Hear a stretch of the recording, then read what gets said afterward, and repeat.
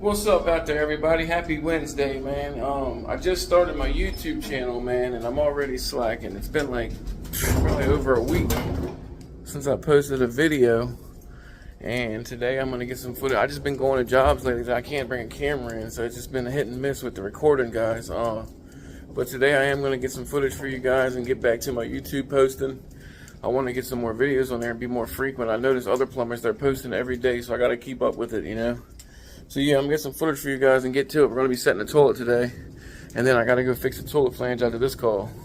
Later. All right, y'all, here it is. Here's the big old Glacier Bay. I'm not a fan of Glacier Bay myself, but this is what the customer wants, so this is what the customer's gonna get. You only get what the customer pays for, right? Right. But anyway, that's the toilet right there. I don't see nothing wrong with it, but they want to replace it anyway. Glacier Bay's going in. I'm gonna get some good footage for you guys. Peace.